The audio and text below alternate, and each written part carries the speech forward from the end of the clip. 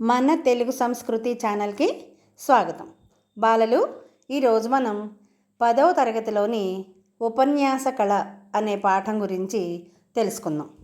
మొదటి భాగంలో చదవండి, ఆలోచించి చెప్పండి, ఉద్దేశం, రచయిత్రి పరిచయం, ప్రక్రియ వీటి గురించి చెప్పుకున్నాం. ఇప్పుడు రెండవ భాగంలో మిగిలిన పాఠ్యాంశాన్ని చెప్పుకుందాం. అసలు ఉపన్యాసం అంటే ఏమిటి? ఏదైనా ఒక విషయం గురించి కూలంకషంగా, దాని గురించి సమగ్రంగా అన్ని విషయాలు తెలుసుకుని అర్థమయ్యేలాగా మాట్లాడగలగటం, దాన్నే ఉపన్యాసం అని అంటారు. ఉపన్యాసం ఇచ్చేవాళ్ళని ఏమంటారు? వక్త లేదా ఉపన్యాసకుడు అని అంటాం. ఈ మాట్లాడే శక్తిని గురించి ప్రముఖులు ఏమన్నారో ఇప్పుడు తెలుసుకుందాం. మాట్లాడే శక్తిని మాత్రం వదిలేసి నా సర్వస్వం దోచుకున్నా నేను విచారించను. నా వాక్కుతో నేను పోగొట్టుకున్నవన్నీ తిరిగి సంపాదించుకోగలను. ఈ మాటలు అన్నది ఎవరో తెలుసా? ఆక్స్ఫర్డ్ శబ్దకోశకారుడు, అంటే ఆక్స్ఫర్డ్ నిఘంటువు, డిక్షనరీ అంటాం కదా ఇంగ్లీష్లో, దాన్ని తయారు చేసినటువంటి డేనియల్ వెబ్స్టర్ అనే ఆయన అన్నట్ట. అంటే చూడండి, మాట్లాడే శక్తి ఒక్కటి వదిలేసేయి, మిగిలిందంతా నువ్వు దోచుకున్నా సరే నేను బాధపడను. ఎందుకంటే నా వాక్కుతోటి, నా మాట్లాడే శక్తితోటి నేను ఏవైతే పోగొట్టుకున్నానో వాటన్నింటినీ కూడా మళ్ళీ తిరిగి నేను సంపాదించుకోగలను అన్నాడు ఆయన. నువ్వు నాకు బలమైన శబ్దం ఇవ్వు, నేను ఈ ప్రపంచాన్నే ఊపేస్తాను. ఈ మాటలు అన్నది ఎవరు? ప్రపంచ ప్రఖ్యాత రచయిత అయినటువంటి జోసెఫ్ కాన్రాడే అని ఆయన అన్నాడు. చూడండి, దీన్ని బట్టి మనకి తెలుస్తోంది. పై వాక్యాలు శబ్దశక్తి, అంటే మానవుడి యొక్క వాక్కు, మాట ఎంత మహత్తరమైనదో, అంటే ఎంత గొప్పదైనదో తెలియజేస్తున్నాయి. ఈ వాక్యే మానవుణ్ణి ఇతర ప్రాణుల నుండి వేరు చేసి సృష్టిలో మహోత్కృష్ట స్థానాన్ని ప్రసాదించింది. ఈ భూమి మీద కొన్ని వేల జీవరాశులు ఉన్నాయి, కానీ ఒక్క మనిషికి తప్ప మిగిలిన ఏ జీవరాశి కూడా మాట్లాడే శక్తి కలిగి ఉండలేదు. అంటే మాట్లాడే శక్తి కలిగి ఉన్న ఒకే ఒక్క జీవి మానవుడు. ఆ భాష మిగిలిన జీవరాశి నుండి మనిషిని వేరు చేసి ఈ సృష్టిలోనే మహోత్కృష్ట స్థానం, చాలా గొప్పదైనటువంటి ఉన్నతమైనటువంటి స్థానాన్ని ప్రసాదించింది ఈ వాక్కు, అంటే ఈ మాట అని అర్థం. ఈ వాక్కు సూత్రాన్ని పట్టుకొని మనీషి అయ్యి రాతి యుగం నుంచి ఈనాటి అణుయుగంలోకి ప్రవేశించాడు. చూడండి, ఈ వాక్కు అనే దాన్ని పట్టుకొని మనీషి అయ్యాడు. మనీషికి తేడా ఏమిటి? మనిషి అంటే ఒక సాధారణ మానవుడు, ఒక మామూలు మనిషి. అదే మనీషి అంటే తెలివిగలవాడు, మేధావి, బుద్ధిమంతుడు, పండితుడు, విద్వాంసుడు, ఇన్ని అర్థాలు ఉన్నాయి మనీషి అనేదానికి. మామూలు మనిషి స్థాయి నుండి మనీషి అయ్యి రాతి యుగం నుండి ఈనాటి అణుయుగంలోకి ప్రవేశించాడు. రాతి యుగం అంటే రాళ్లనే ఆయుధాలుగా చేసుకుని బ్రతికినటువంటి రోజుల్లో నుంచి ఈనాడు అణ్వాయుధాలు ఉపయోగించేటటువంటి ప్రస్తుత యుగంలోకి మనిషి ప్రవేశించాడు. వ్రాయటం నేర్చిన ప్రతి వ్యక్తి రచయిత కాలేనట్టుగానే. చూడండి, చాలామంది రాస్తారు, కానీ వాళ్ళందరూ రచయితలు కాలేరు కదా.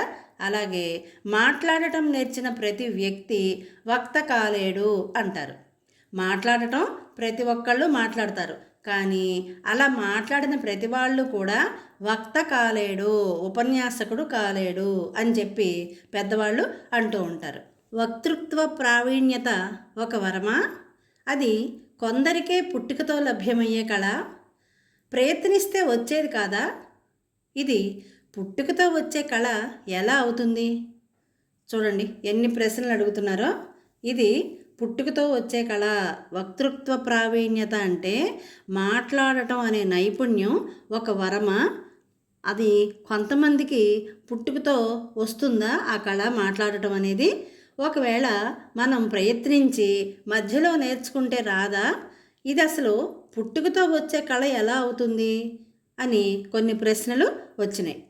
కృషి, సాధన, పట్టుదల ఉంటే ఎవరైనా వక్తలు కాగలరు. అది కృషి ఉండాలి, కృషి చేస్తూ ఉండాలి. సాధన, పట్టుదల ఇవన్నీ ఉంటే, ఈ లక్షణాలన్నీ ఉంటే ఎవరైనా సరే వక్తలుగా మారగలరు. అయితే వాళ్ళందరూ మహావక్తలు కాలేరు. మహావక్తలు అంటే ఏమిటి? గొప్ప ఉపన్యాసకులు కాలేరు అని చెప్తున్నారు. ఏ రంగంలోనైనా జగత్ప్రసిద్ధులు కొందరు ఉంటారు. ఏ రంగాన్నైనా తీసుకోండి, విద్యారంగం, రాజకీయ రంగం, వైద్య రంగం, తర్వాత సినిమా రంగం, ఇలా ఏ రంగాన్ని తీసుకున్నా దాంట్లో ప్రపంచ ప్రఖ్యాతిగాంచిన వాళ్ళు కొద్దిమంది మాత్రమే ఉంటారట.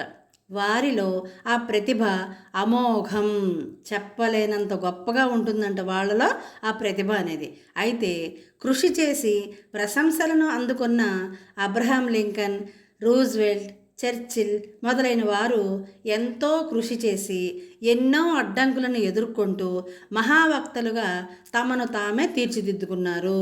చూడండి, అమోఘమైనటువంటి ప్రతిభ ఉన్నవాళ్ళు ఉన్నారు, కృషి చేసి ఆ ప్రశంసలని అందుకున్న వాళ్ళు కూడా ఉన్నారు. వాళ్ళల్లో అమెరికా అధ్యక్షులుగా పనిచేసినటువంటి Abraham Lincoln, Theodore Roosevelt, Churchill అన్న ఆయన విన్స్టన్ చర్చిల్ ఆయన పేరు, ఆయన బ్రిటన్కి ప్రధానమంత్రి అనమాట.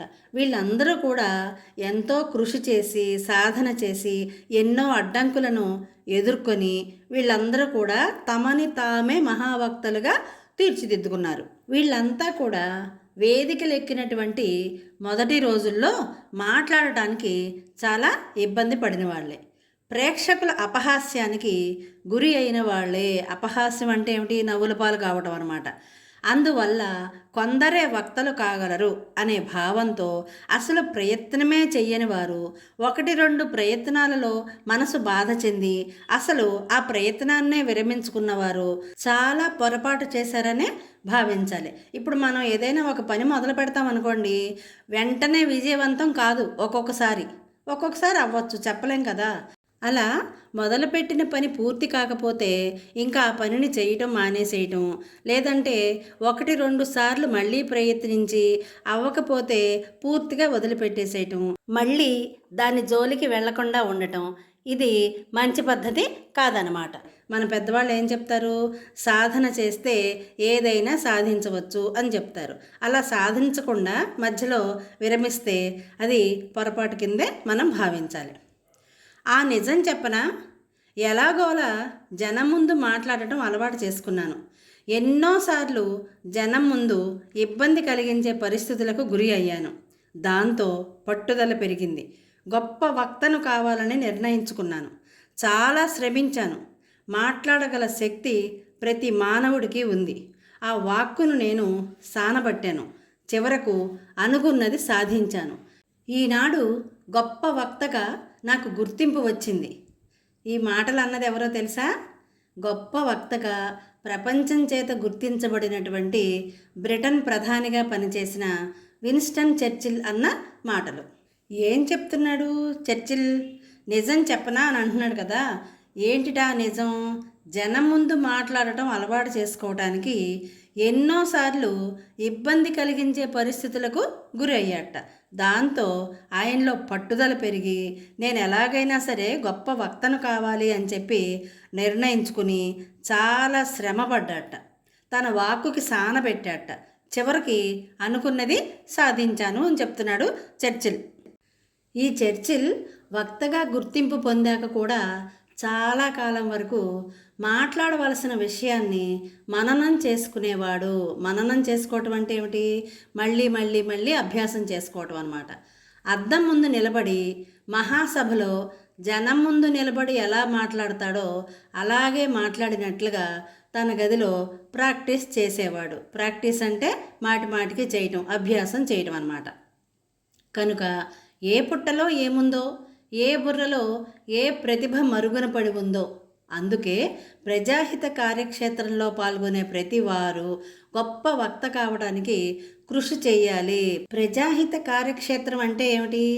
ప్రజాహితము అంటే ప్రజలకు మేలు చేసేది లేదా ప్రజల యొక్క హితవును కోరటానికి చేసేది. కార్యక్షేత్రం అంటే కార్యము అంటే పని, క్షేత్రం అంటే ప్రదేశం. ప్రజలకు మంచి చేయటానికి ఉద్దేశించబడినటువంటి ప్రదేశంలో లేదా కార్యక్షేత్రంలో పాల్గొనే ప్రతివారు గొప్ప వక్త కావటానికి ఖచ్చితంగా కృషి చేయాలి. అందుకనే ప్రజాహిత కార్యక్షేత్రంలో పాల్గొనేవారు అంటే ఎవరు వస్తారు? రాజకీయ నాయకులు, ప్రజాప్రతినిధులు, మంచి మంచి ఉపన్యాసకులు, లేకపోతే ఏదైనా ఒక విషయం మీద అనర్గళంగా మాట్లాడగలిగే వాళ్ళు, వీళ్ళందరూ కూడా కృషి చేయాలి. కొందరికి కొద్దిగా శ్రమిస్తేనే విలక్షణమైనటువంటి వాగ్విధానం అబ్బుతుంది. ఒక ప్రత్యేకమైనటువంటి మాట్లాడే విధానం అనేది వాళ్ళకి వస్తుంది. అబ్బటం అంటే రావటం. వారే మహావక్తలు అవుతారు. అలాంటి వారే మహావక్తలు, గొప్ప ఉపన్యాసకులు అవుతారు. కృషి చేసిన ప్రతి వక్త ఉపన్యాసం ఇచ్చే ధోరణిని సాధించవచ్చును. చూడండి, ఎవరైతే కృషి చేస్తారో, ఎవరైతే పట్టుదలతో సాధిస్తారో వాళ్ళు దేన్నైనా సాధించగలుగుతారు. వాళ్ళు ఉపన్యాసాన్ని చక్కగా ఇచ్చే ధోరణిని కూడా సాధించగలుగుతారు. ప్రజాహిత రంగంలో విజయం సాధించాలన్నా, ఆ రంగంలో ఉన్నతోన్నత శిఖరాలను అందుకోవాలన్నా గొప్ప వక్త అయి ఉండాలి. ప్రజాహిత రంగం అంటే ప్రజలకు మేలు చేసేటటువంటి ఏ రంగంలో ఉన్నా సరే దాంట్లో విజయం సాధించాలంటే, ఉన్నతమైనటువంటి శిఖరాలను అధిరోహించాలన్నా, అందుకోవాలన్నా వాళ్ళు ఖచ్చితంగా గొప్ప వక్త అయి ఉండాలి. తరువాత అనుకరణ. అనుకరణ అంటే ఏమిటి? ఎవరైనా ఏదైనా ఒక పనిని ఎలా చేస్తారో చూసి మనం కూడా వాళ్ళు చేసినట్లుగానే చేస్తే దానిని అనుకరణ అని అంటాం. కొందరు మంచి వక్త కావాలనే ఉబలాటంతో గొప్ప వక్తల్ని అనుకరిస్తారు. కొంతమంది ఏం చేస్తారు, మనం కూడా వాళ్ళకి మళ్ళీ గొప్ప వక్తలయ్యి మంచి పేరు తెచ్చుకోవాలి అని చెప్పి గొప్ప వక్తల్ని అనుకరిస్తారట. దానివలన ఏమైనా ప్రయోజనం ఉంటుందా? ఉండదు. ఎందుకని? అతడు గొంతెత్తగానే ఎవరిని అనుకరిస్తున్నాడో ప్రేక్షకులకు ఇట్టే తెలిసిపోతుంది. వాళ్ళు ఎవరిలాగా మాట్లాడుతున్నారు అనేది ప్రేక్షకులకి తెలిసిపోతుంది. అంతే, సభలో కలకలం ప్రారంభమవుతుంది. సందడి చేయటం మొదలు పెడతారు, హడావుడి చేయటం మొదలు పెడతారు, ఎగతాళి చేయటం ప్రారంభిస్తారు. చౌకబారు అనుకరణలని ప్రేక్షకులందరూ కూడా నవ్వుకుంటారు. అసలే నకిలీయే కదా. మనం మనంగా ఉన్నప్పుడే మనకు ఒక ప్రత్యేకమైనటువంటి స్థానం, గుర్తింపు ఉంటాయి. ఎవరిని అనుకరించడం వలన ఆ ప్రత్యేకత అనేది మనకి లభించదు. అత్యంత నైపుణ్యంతో చేయబడి అచ్చంగా గులాబీ పువ్వే అనే భ్రమ కలిగించే కాగితం పువ్వులో గులాబీలో ఉండే సుగంధాన్ని మనం ఎవరమైనా సరే నింపగలమా? నింపలేం కదా. కాగితంతో చేసిన పువ్వులో సుగంధ పరిమళం అనేది ఉండదు. చెట్టుకి పూసిన పువ్వుకి ఆ సుగంధం అనేది వస్తుంది. అందుకే అనుకరణ అనేది అస్సలు మంచిది కాదు అని చెప్తున్నారు. ఇక్కడ ఆలోచించండి, చెప్పండి అనే శీర్షికలో 3 ప్రశ్నలు ఇచ్చారు కదా. ఇప్పుడు వాటి యొక్క జవాబులేంటో తెలుసుకుందాం. మనీషికి తేడా ఏమిటి? మనం ముందు చెప్పుకున్నాం కదా, ఇది మనిషి అంటే మామూలు మనిషి, సాధారణంగా ఆలోచించేటటువంటి మనిషి. అదే మనీషి అంటే బుద్ధిమంతుడు, విద్వాంసుడు, మేధావి, పండితుడు అనే అర్థాలు వస్తాయి. ఈ బుద్ధిబలంతో పండితుడు లేదా మనీషి ఇతరులకు చక్కగా సహాయం చేస్తాడు, అందరిలో గుర్తింపు పొందుతాడు, అందరికీ ఆదర్శంగా నిలుస్తాడు. రెండవ ప్రశ్న, వాక్కును సానపెట్టడం అంటే ఏమిటి? చూడండి, మాట్లాడే శక్తి మనందరికీ ఉంది కదా, కానీ ప్రయత్నం ద్వారా చక్కగా మాట్లాడే నైపుణ్యాన్ని నేర్చుకోవటం, మంచి మాట తీరు కోసం కృషి చేయటం, వీటిల్ని వాక్కును సానబెట్టడం అని అంటారనమాట. మూడవ ప్రశ్న, చర్చిల్కు గొప్ప వక్తగా గుర్తింపు ఎలా వచ్చింది? చర్చిల్ చిన్నప్పటి నుంచి కూడా ప్రజల సమక్షంలో మాట్లాడటాన్ని అలవాటు చేసుకున్నాడు. ఇలా మాట్లాడే ప్రక్రియలో అతను చాలాసార్లు చేదు అనుభవాలని, ఇబ్బందికరమైనటువంటి పరిస్థితుల్ని కూడా ఎదుర్కోవటం జరిగింది. అదే చర్చిల్లో పట్టుదలను పెంచిందనమాట. ఆ పట్టుదల వలన తన లక్ష్యాన్ని చేరుకోవటం కోసం చాలా కష్టపడి తన మాటలకు పదును పెట్టి ఎంతో కృషి చేసి ఒక గొప్ప వక్తగా గుర్తింపు పొందాడు చర్చిల్. తరువాత సభాకంపం. సభాకంపం అంటే ఏంటి? వేదికనెక్కి మాట్లాడటానికి భయపడటాన్నే సభాకంపం అని అంటారు. సభలో మాట్లాడటానికి భయపడేవాళ్ళు పిరికివాళ్ళ కాదా? ఎందరో గొప్ప వక్తలు మొదటిసారి వేదికను ఎక్కినప్పుడు సభాకంపానికి గురి అయిన వాళ్లే, మాట్లాడటానికి భయపడిన వాళ్లే అని అర్థం. అబ్రహాం లింకన్, రూజ్వెల్ట్, చర్చిల్ వీళ్ళందరూ పిరికివాళ్ళ కాదు అని వాళ్ళు జీవితంలో సాధించిన విజయాలే మనకి చెప్తాయి. ముందు మాట్లాడటానికి భయపడినా సరే వాళ్ళు ఎంతో నైపుణ్యాన్ని సాధించి కృషి చేసి ప్రయత్నం ద్వారా గొప్ప వక్తగా మారారు. వాళ్ళు వేదిక మీద కొత్తగా ప్రసంగించవలసి వచ్చినప్పుడు 199 మంది ఈ సభాకంపాన్ని భరించక తప్పదు. ఎందుకంటే ప్రతి వాళ్ళకి చాలామందికి మొట్టమొదటిసారి వేదికనెక్కి మాట్లాడాలి అంటే భయం అనేది వేస్తుందన్నమాట. ఇది చాలా అతి సామాన్యమైనటువంటి విషయం. చాలామంది భయపడుతూనే ఉంటారు. 99% అంటే 1% మాత్రమే భయం లేకుండా ఎంతమందిలోనైనా సరే మాట్లాడగలుగుతారు. పైన చిత్రంలో సుభాష్ చంద్రబోస్ గారు ఉన్నారు కదా, ఆయన సభాకంపం లేకుండా అనర్గళంగా మాట్లాడగలిగినటువంటి గొప్ప వక్త, ప్రపంచ ప్రసిద్ధి చెందినటువంటి వక్త, నాయకుడు. వేదిక మీద పాటించవలసినటువంటి కొన్ని రీతులు అంటే పద్ధతులు, విధానాలు అని అర్థం. వేదిక మీద ఎలా ప్రవర్తించాలి అనే దాని గురించి చెప్పుకుందాం. వేదిక మీద హుందాగా ప్రవర్తించాలి, పెద్దరికంతో హుందాగా ప్రవర్తించాలి. అనేక వేల కళ్ళు అతన్ని గమనిస్తున్నాయనే విషయం విస్మరించరాదు. వేదికనెక్కితే అక్కడేదో 10 మందో 20 మందో జనాలు ఉండరు కదా, కొన్ని వందల మంది, వేల మంది కూడా ఉంటారు. ఒక్కొక్కసారి వాళ్ళందరూ మనల్నే గమనిస్తారు. మనం జాగ్రత్తగా హుందాగా ఉండాలి అనే విషయాన్ని ఎప్పుడు కూడా వేదిక మీద మాట్లాడవలసినటువంటి వక్త మర్చిపోకూడదు. వేదిక మీద ఎబ్బెట్టుగా ప్రవర్తించే వక్త శ్రోతల దృష్టిలో ముందుగానే చులకనైపోతాడు. ఎబ్బెట్టుగా అంటే ఎలాగైతే ప్రవర్తించకూడదో అలా ప్రవర్తిస్తే ప్రేక్షకుల ముందుగానే చులకనైపోతాడనమాట. అతడి వంతు వచ్చినప్పుడు అధ్యక్షుడు అతడి పేరు చెప్పగానే సభాసదుల్లో గుసగుసలు, చిరునవ్వులు కనిపిస్తాయి. ఎవరైతే ఎబ్బెట్టుగా ప్రవర్తిస్తారో అలాంటి వక్త పేరు అధ్యక్షుడు ఇప్పుడు ఫలానా ఆయన మాట్లాడతారు అని చెప్పంగానే సభాసదుల్లో, అక్కడ సభలో ఉన్న వాళ్ళందరిలో గుసగుసలు వినిపిస్తాయి, చిరునవ్వులు కనిపిస్తాయి. వాళ్ళు అనుకుంటారు, వస్తున్నాడు రా అయ్యా, ఈడు మాట్లాడతాడు, ఇక వినాలి మనం. ఆయన ఏం మాట్లాడతాడో ఆయనకే తెలియదురా, ఇంకా మనకేం అర్థమవుతుంది. అలా వక్తకి వినపడేలాగానే చలోక్తులు విసురుతూ ఉంటారు. వీళ్ళందరూ ఎగతాళిగా మాట్లాడుకుంటూ ఉంటారు. అది చూసిన వక్త కొంచెం తికమక పడక తప్పదు. అయ్యో, నేను ఇంకా మాట్లాడటం మొదలుపెట్టలేదు, వీళ్ళేంటి ఇట్లా అనేసేస్తున్నారు నన్ను అని తికమక పడక తప్పదట. అది అంతటితో ఆగుతుందని కూడా మనం చెప్పలేము. వక్త అపహాస్యం పాలయ్యి ఉపన్యాసం ముగించకుండానే కూర్చోవలసిన పరిస్థితి కూడా ఏర్పడవచ్చును. వీళ్ళు ఏమంటారు, ఈ మాట్లాడింది చాలే కూర్చో అని అంటూ ఉంటారు కింద నుంచి. ఉపన్యాసం ముగించకుండానే అప్పుడు ఆ వక్త ఖచ్చితంగా కూర్చోవలసిన పరిస్థితి కూడా వస్తుంది. అందుకే వేదిక మీద ఆసీనులైన వక్తలు సమయ సందర్భాలకు అనుకూలంగా దుస్తులు ధరించాలి. వేదిక మీద ఎవరైతే కూర్చోటానికి వస్తారో వక్తలు, వాళ్ళందరూ కూడా సమయానికి సందర్భానికి అనుకూలంగా ఉండేటటువంటి దుస్తులు ధరించాలి.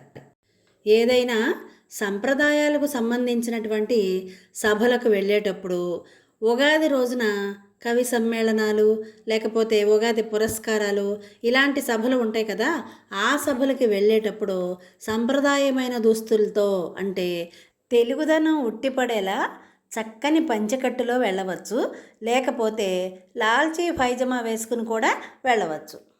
మనం ధరించినటువంటి దుస్తులను బట్టే ప్రేక్షకులకు మనల్ని చూడగానే ఒక అభిప్రాయం, అది సదభిప్రాయం కావచ్చు, దురభిప్రాయం కావచ్చు, ఆ అభిప్రాయం అనేది ఏర్పడుతుందన్నమాట. అందుకని మంచి దుస్తులను ధరించి చక్కగా హుందాగా ఉండాలి. శ్రోతలు చూడగానే వక్త యొక్క వ్యక్తిత్వాన్ని అంచనా కట్టడానికి ప్రయత్నం చేస్తారు. శ్రోతల గౌరవాన్ని ముందుగానే పోగొట్టుకున్నటువంటి వక్త చెప్పేది ఎవ్వరూ వినరు. పిచ్చి పిచ్చి బట్టలు వేసుకుని, నలిగిపోయిన మాసిపోయిన బట్టలు వేసుకుని వెళ్ళారనుకోండి, ఎవరు చూస్తారు? అసలు వక్త అని కూడా అనుకోరనమాట. సాదా దుస్తుల్లో కూడా హుందాగా తయారు కావచ్చు. సాదా దుస్తులు అంటే మనం ప్రతిరోజు వేసుకునేటటువంటి బట్టల్నే మురికి లేకుండా, చిరిగినవి కాకుండా, మడతలు లేకుండా ఉన్న వాటిల్లో మంచి బట్టలు వేసుకున్నా సరే హుందాగా కనిపించవచ్చు. ఇప్పుడు వేదిక మీద వక్త ప్రవర్తన ఎలా ఉండాలి, ఎలా ఉండకూడదు అనే దాని గురించి తెలుసుకుందాం. వేదికను అలంకరించిన తర్వాత వక్త కుర్చీలో కూర్చుని వెనక్కు ముందుకు ఊగటం కానీ, కుర్చీలో అటు ఇటు కదలటం కానీ, గురిపెట్టినట్లుగా ఒకే వైపు ఉన్న ప్రేక్షకుల్ని చూడటం కానీ, లేకపోతే నేల చూపులు చూడటం. నేల చూపులు అంటే ఏమిటి? కిందకి చూడటం అనమాట. లేదా పై కప్పుకేసి చూడటం, దిక్కులు చూడటం, నోరంతా తెరిచేసి ఆవులించటం, ఇవన్నీ చేయకూడదు. ఒకవేళ ఆవులింత వస్తే ఏం చేయాలి? అప్పుడు చేతి రుమాలు కానీ, చెయ్యి కానీ అడ్డం పెట్టుకుని ప్రేక్షకుల దృష్టిలో పడకుండా ఆవులించాలి. అంతేగాని నోరంతా తెరిచేసి అందరికీ కనపడేలాగా ఆవులించకూడదు అనమాట. వక్త ప్రేక్షకుల్లో కూర్చుని ఉన్న తన సన్నిహితులను చూసి చెయ్యి ఊపడం చేయకూడదు. తన సన్నిహితులు అంటే తనకి బాగా తెలిసిన వాళ్ళని చూసి చెయ్యి ఊపకూడదట. అలా చేస్తే ఏమవుతుంది? ముందు వరుసలో కూర్చున్నటువంటి ప్రేక్షకులందరూ కూడా గిర్రున తలలు వెనక్కి తిప్పి చూస్తారు. వాళ్ళ యొక్క ఆసక్తి మరోవైపుకి తిరుగుతుందన్నమాట. అందుకని అలా చెయ్యి ఊపకూడదు. కుర్చీలో తల వెనక్కు వాల్చి, కాళ్ళు ముందుకు చాచి పడక కుర్చీ భంగిమను పెట్టడం అది కూడా కూడదు. అలా కూర్చుంటే అది పడుకున్నట్లుగా అనిపిస్తుంది. ప్రేక్షకులు ఎదురుగుండా అలా కూర్చోకూడదు అనమాట. ఇంకొక మాట ఏమిటంటే, కుర్చీలో నిటారుగా ఊపిరి బిగబట్టేసినట్లుగా బెర్ర బిగుసుకుని కూడా కూర్చోకూడదు. కాలు మీద వేసుకుని కూర్చోకూడదు. ఇవన్నీ కూడా సభా మర్యాదకు భంగం కలిగించేటటువంటి అంశాలు. బిర్ర బిగుసుకుని కూర్చోవటం అంటే ఏంటి? కదలకుండా బొమ్మలాగా బిగుసుకుపోయినట్లుగా కూర్చోకూడదు అనమాట. ఇప్పుడు మైక్ ముందు ఉన్నప్పుడు ఎలా ప్రవర్తించాలో తెలుసుకుందాం. మైక్ ముందు నిల్చున్నప్పుడు తిన్నగా 2 పాదాలను కూడా కొంచెం దూరంగా పెట్టి నుంచోవాలి. అంటే జెండా లేని కర్రలాగా నుంచోమని అర్థం కాదు అక్కడ. అంటే కాళ్ళు 2 దగ్గరగా పెట్టేసేసుకుని ఒక కర్రలాగా లేదా ఒక వాసంలాగా నుంచోవటం కాదు. పాదాలను కొంచెం దూరంగానే పెట్టాలి. ఎక్కువగా దూరం పెడితే ఏమవుతుంది? కుస్తీ పట్టడానికి సిద్ధంగా ఉన్న వస్తాదులాగా అనిపిస్తుంది. అందుకనే కొంచెం దూరంగానే పెట్టాలి. రిలాక్స్ అయి నిల్చోవాలి. రిలాక్స్ అయ్యి అంటే విశ్రాంతిగా, ప్రశాంతంగా, అవయవాలన్నీ చక్కగా సడలించుకుని ప్రశాంతంగా నుంచోవాలి. మైకు ముందు స్టాండుని పెట్టడం ప్రధానంగా వక్తకు మైకుకు ఉండాల్సిన దూరాన్ని చివరి వరకు మేనేజ్ చేయటానికే. చివరి వరకు మేనేజ్ చేయటం అంటే ఏంటి? వాళ్ళిద్దరి మధ్య ఉండే దూరాన్ని ఎంతవరకు ఉంచాలో అంతవరకే ఉంచాలి. మనం చాలా సందర్భాల్లో చూస్తూ ఉంటాం. కొంతమంది మైకు నోటికి దగ్గరగా పెట్టుకుని మాట్లాడితే మాట స్పష్టంగా వినిపించదు. అలాగని చాలా దూరంగా పెట్టుకున్నా అది కూడా స్పష్టంగా వినిపించదు. కొంచెం దూరం, సరిపడినంత దూరంలో పెట్టుకుంటేనే మన మాట స్పష్టంగా అవతల వాళ్ళకి సులభంగా అర్థమవుతుందన్నమాట. దానికోసమే వక్తకు మైకుకు ఉండాల్సినటువంటి దూరాన్ని సరిపడా పెట్టడం కోసమే స్టాండ్ని కూడా అక్కడ అమరుస్తారనమాట. రెఫరెన్స్ పేపర్స్ పెట్టుకోవడానికి కూడా ఉపయోగపడుతుంది. రెఫరెన్స్ పేపర్లు అంటే ఏంటి? వాళ్ళు తెచ్చుకుంటారు కదా, కొన్ని రాసుకుంటారు, ముఖ్యాంశాలు రాసుకునే పేపర్లు, అలాంటివన్నీ ఆ కాగితాలు పెట్టుకోవడానికి ఉపయోగపడుతుంది. వక్త ఆ స్టాండును రెండు వైపులా రెండు చేతులతో గట్టిగా పట్టుకొని తన బరువుని పూర్తిగా దాని మీద పారేయడానికి కాదు. అంటే వక్త తన బరువునంతా కూడా ఆ స్టాండ్ పైన వదిలేసేయటానికి కాదు. కొంతమంది మాట్లాడేటప్పుడు ఏం చేస్తారు, ఆ స్టాండ్ని రెండు చేతులతో గట్టిగా పట్టుకుంటారనమాట.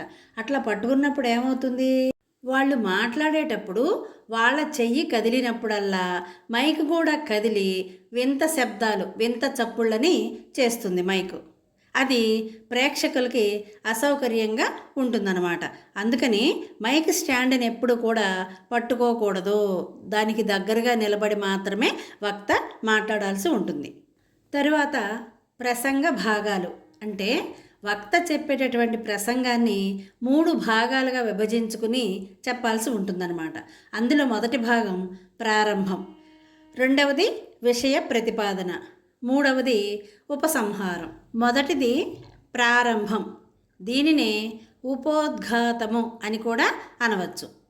తన ఉపన్యాసం ప్రారంభించటానికి లేచి వచ్చి మైకు దగ్గర నిలబడే లోపల శ్రోతలలో గనక కలకలం ఉన్నట్టయితే, అంటే వాళ్ళల్లో వాళ్ళు మాట్లాడుకునే లెక్క అయితే వెంటనే ఉపన్యాసాన్ని ప్రారంభించకూడదు. కొన్ని క్షణాలు మౌనంగా అక్కడే నిల్చుని ఉండాలి. అప్పుడు ప్రేక్షకులు ఏం చేస్తారు, ఈయనేదో చెప్పడానికి వచ్చారా అని చెప్పి వెంటనే ఆగిపోతారు మాట్లాడుకోవటం. ప్రేక్షకుల దృష్టి అక్కడ ఉన్నటువంటి వక్త మీద నిలుస్తుంది, పడుతుంది. అంటే వక్తని చూస్తూ ఉంటారనమాట, ఏం చెప్తారా అని. అప్పుడు వక్త ప్రసన్న వదనంతో, అంటే నవ్వుతున్నటువంటి ముఖంతో ఓ చిరునవ్వుని ప్రేక్షకుల మీదకు విసిరేసి అప్పుడు తన ఉపన్యాసాన్ని ప్రారంభించాలి. అంతేగాని ప్రేక్షకులు వాళ్ళల్లో వాళ్ళు మాట్లాడుకుంటున్నప్పుడు నన్ను పిలిచారు కదా, ఇంకా నేను చెప్పాల్సిన 4 మాటలు చెప్పేసేసి కూర్చుంటే నా పని అయిపోతుంది అని చెప్పి గబగబా వచ్చేసి వాళ్ళు వినే స్థితిలో లేకపోయినా సరే మాట్లాడేసేయకూడదు వక్త. వాళ్ళ యొక్క దృష్టిని, ఎవరో ప్రేక్షకుల యొక్క దృష్టిని తన వైపు మళ్లించుకుని వాళ్ళు ఆసక్తిగా వింటారు అనే నమ్మకం కలిగిన తర్వాత అప్పుడు ఉపన్యాసాన్ని చిరునవ్వుతో మొదలుపెట్టాలి. పక్కన చిత్రంలో ఒక ఆవిడ ఉన్నారు కదా, ఆవిడెవరో తెలుసా? భారత కోకిల అనే బిరుదు పొందినటువంటి మంచి ఉపన్యాసకురాలు సరోజినీ నాయుడు గారు. అధ్యక్షుణ్ణి సంబోధించేటప్పుడు మాత్రం తల తిప్పి ఆయన వైపు చూడాలి. వేదిక మీద ఉన్న అందరినీ కూడా పేరు పేరున సంబోధించాల్సిన అవసరం లేదనమాట. ఒకవేళ సంబోధించవలసి వస్తే ప్రతి వ్యక్తిని కూడా తలకాయ తిప్పి చూడక్కర్లేదు. ప్రేక్షకుల్ని సంబోధించే ముందు ఓ క్షణం మౌనం వహించాలి. సంబోధించటం అంటే ఏమిటి? పిలవటం. మనం అసెంబ్లీలో వాటిల్లో చూస్తూ ఉంటాం కదా, సమావేశాల్లో అధ్యక్ష అని పిలుస్తారు. అట్లాగే సంబోధించడం అంటే పిలవటం అని అర్థం అన్నమాట. ప్రేక్షకుల్ని సంబోధించే ముందు ఏం చేయాలంటున్నాడు? ఒక్క క్షణం మౌనంగా ఉండాలి, ఏమీ మాట్లాడకుండా నిశ్శబ్దంగా ఉండాలి. ప్రేక్షకుల్ని ఆకట్టుకునే చిట్కాల్లో ఇది అన్నింటికంటే మంచి చిట్కా అని చెప్తున్నారు. ఒక ప్రధానమైన అంశం నుంచి మరో అంశంలోకి వెళ్ళబోయే ముందు కూడా ఓ క్షణం ఆగి చెప్పటం మంచిది. వేదిక మీద నుంచి ఎవ్వరిని కూడా అతిగా పొగడకూడదు. వేదిక మీద నిలబడిన వాళ్ళు ఎవరిని కూడా, అంటే ఇతరుల్ని ఎక్కువగా పొగుడుతూ మాట్లాడకూడదు. అతిశయోక్తులు అపహాస్యానికి దారితీస్తాయి. అతిశయోక్తులు, పొగడ్త అంటే అతిశయోక్తే కదా. ప్రశంస వేరు, పొగడ్త వేరు. ప్రశంస అంటే ఏంటి? ఉన్నదాన్ని మెచ్చుకోవటం. పొగడ్త అంటే లేకపోయినా ప్రశంసించడం అన్నమాట అక్కడ అర్థం. అందుకనే అతిశయోక్తులు వాడితే అది అపహాస్యానికి దారి తీస్తుంది. అపహాస్యం అంటే ఏంటి? నవ్వుల పాలు అవ్వటానికి అవకాశం ఇచ్చినట్లు అని అర్థం అన్నమాట. ఒకసారి చూడండి, పాఠశాలలో ఏదైనా సభ జరుగుతున్నప్పుడు మాట్లాడేవాళ్ళు ఏమని సంబోధిస్తారు? గౌరవనీయులైన ప్రధానోపాధ్యాయుల వారికి, నా తోటి ఉపాధ్యాయుని ఉపాధ్యాయులకు, ప్రియమైన విద్యార్థిని విద్యార్థులకు అని సంబోధిస్తారు. నా శుభాకాంక్షలను లేకపోతే నమస్కారాలను చెప్తారు. పిల్లలకు శుభాశీస్సులు అని చెప్తారు. అలా కాకుండా ఒక రాజకీయ నాయకుడు తన ప్రజలను ఉద్దేశించి మాట్లాడేటప్పుడు ఏమని సంబోధిస్తాడు? నా ప్రియమైన ఓటర్ మహాశైలారా అని ఒక ఆయన అంటే, ఇంకొక ఆయన నా అక్కయ్యలు, నా చెల్లెమ్మలు, నా అన్నయ్యలు, నా తమ్ముళ్ళు అని ఇంకొక ఆయన పిలుస్తారు, సంబోధిస్తారనమాట. అలా సభను బట్టి అక్కడ సంబోధించే వాక్యాలు మారుతాయి. ఇది మనం గుర్తుపెట్టుకోవాలి. ప్రారంభంలో చాలామంది ఏం చేస్తారట, ఇంతమంది పెద్దల ముందు మాట్లాడే అర్హత నాకు ఉన్నదని నేను భావించటం లేదు అని చెప్తారంట. వాళ్ళని వాళ్ళే తక్కువ చేసుకుని మాట్లాడతారు కొంతమంది. అయినా కార్యకర్తల మాట కాదనలేకపోయాను, నాకు ఉపన్యాసం ఇవ్వటం చేత కాదు, నేను కవిని కాను అని చెబుతారట. అలా చెప్పేటప్పుడు సాధారణంగా ప్రేక్షకుల్లో కూర్చున్న వాళ్ళు కొంచెం చమత్కారంగా మాట్లాడే వాళ్ళు ఏం చేస్తారు, నేను కవిని కాను అని ఎప్పుడైతే వక్త అంటాడో ఆ సంగతి మాకు తెలుసులే అని చలోక్తిని విసురుతాడు. కళాకారుణ్ణి అంతకంటే కాదు అని అన్నాడు అనుకోండి వక్త, అది కూడా మాకు తెలుసు కూర్చో అంటారు. ఈ వేదిక మీద ఇంతమంది పెద్దల మధ్య మాట్లాడే అర్హత ఉందని నేను అనుకోవటం లేదు అని వక్త అన్నప్పుడు, ఇప్పుడు ఉన్నదని ఎవరన్నారు అంటూ శ్రోతలు కూడా వక్త మీదకి చలోక్తుల్ని మాటల్ని విసురుతారనమాట.